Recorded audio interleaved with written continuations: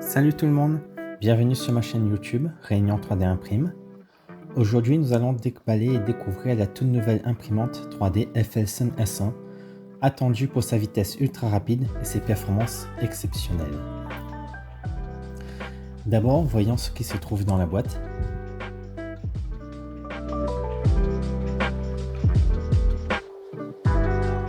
Il y a une bobine de 500 g IPA-PLA de la marque FLSun, le manuel d'utilisation et d'assemblage de l'imprimante, la boîte d'accessoires dans laquelle nous allons retrouver les clés pour assembler la machine, une pince coupante, un bloc de chauffe complet avec la cartouche chauffe ainsi que la sonde thermique et une aiguille pour déboucher la buse.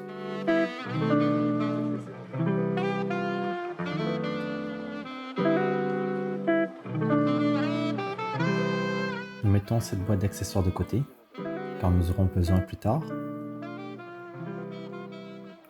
Là nous voyons le câble d'alimentation et le fameux panneau de contrôle qui regroupe l'écran, le bouton d'allumage ainsi que les deux ports USB. Nous le posons délicatement sur le côté pour l'assembler plus tard. Nous retirons le polystyrène pour accéder à cette fameuse imprimante 3D soigneusement emballée. Compte tenu de son poids avoisinant les 50 kg, il est recommandé de la porter à 2 personnes pour éviter tout risque de chute de l'imprimante.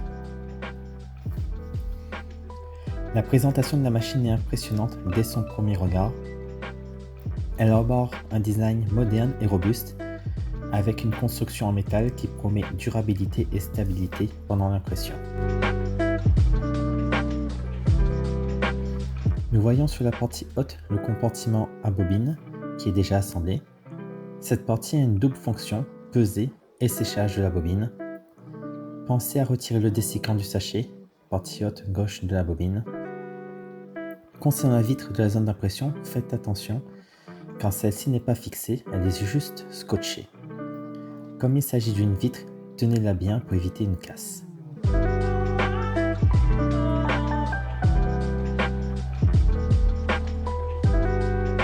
Nous la posons délicatement au sol. Dans le manuel, il est indiqué de commencer l'assemblage par la vitre, puis le panneau de contrôle. Nous avons préféré l'inverse pour éviter toute manipulation de la vitre. Nous commençons donc par le panneau de contrôle qui inclut l'écran. Utilisez la pince coupante pour libérer les câbles du collier de serrage. L'indication pour les câbles à brancher est très claire.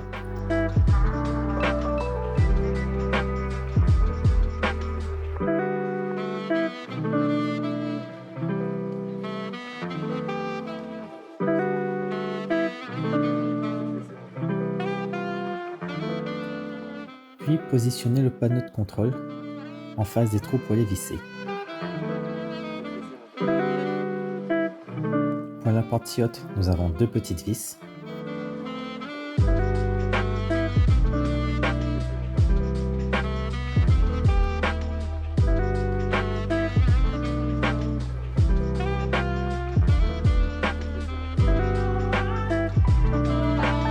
Pour la partie basse, deux vis plus longues.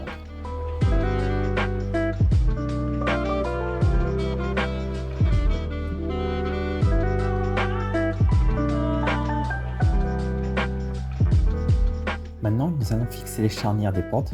Vérifiez bien le sens d'ouverture des charnières ainsi que le caoutchouc pour la partie vitrée.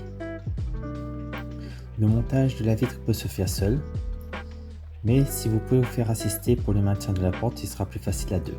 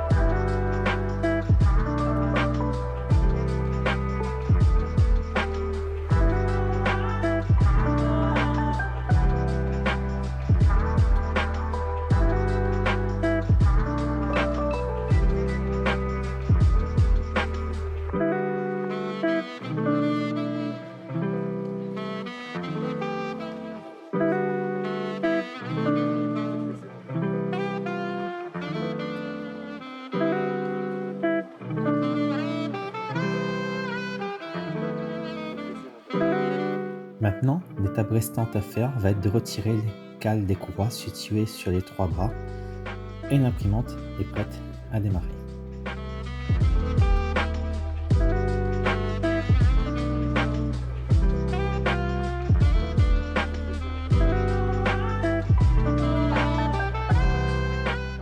Découvrons maintenant l'intérieur de cette machine.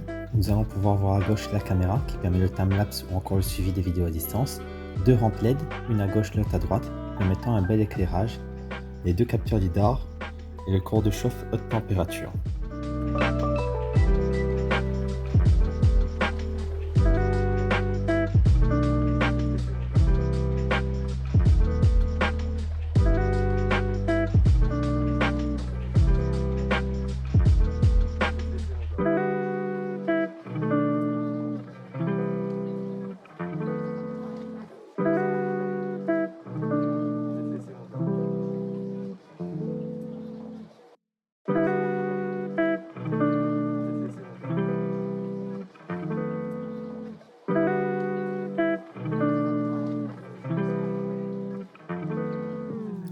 Nous la mettons en route et accédons à l'écran d'accueil qui annonce déjà les propriétés hallucinantes de cette machine.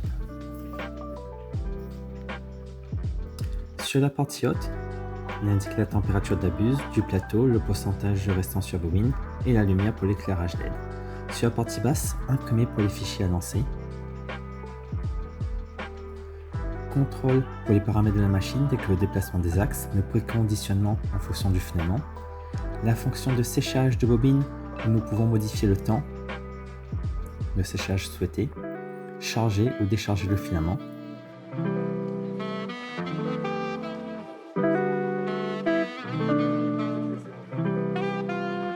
Et la partie calibration qui est bien complète. Dans les réglages, l'accès Wi-Fi, les paramètres de l'intelligence artificielle. Dans Général, nous pouvons programmer la mise hors tension après impression de l'écran ou encore de l'imprimante avec le temps paramétré. Le guide pour l'accès au mode d'emploi, les infos de la machine. Avant le lancement d'une impression, nous avons une prévisualisation de l'objet à imprimer et les étapes préalables choisies à l'impression. Nous sommes maintenant prêts à la première mise en route de la machine.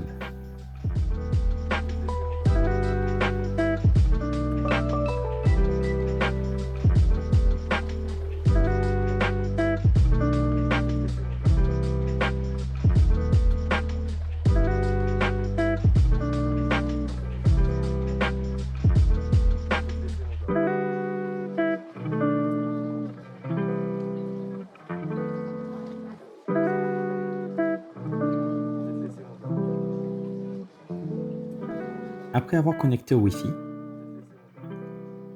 se déroulent plutôt rapidement les étapes qui vont être les suivantes de manière totalement automatisée. Il va commencer par l'étalonnage du moteur, la compensation des vibrations, la mise à niveau du lit, ainsi que d'autres étalonnages tels que le débit ou la précision. En comparant à d'autres machines que nous avons pu mettre en route également, telles que la Creality K1, K1 Max ou encore la Bambu X1 Carbone, cette FSN S1 est bien plus rapide. Idem, avant le lancement des impressions, comme le plateau ne bouge pas, le lancement prend moins de temps et la mise à niveau du lit n'est pas indispensable à chaque impression.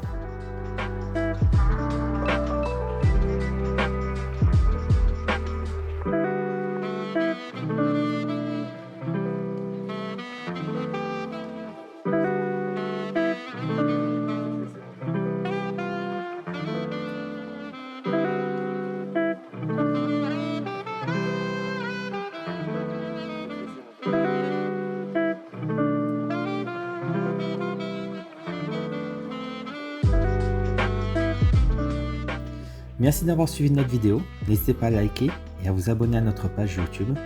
Dans la prochaine vidéo, nous comparerons la FSN S1 avec 3 autres machines rapides, autant sur la vitesse que sur la qualité d'impression. S'il y a des points que vous souhaitez approfondir, n'hésitez pas à me contacter, nous préparerons une vidéo.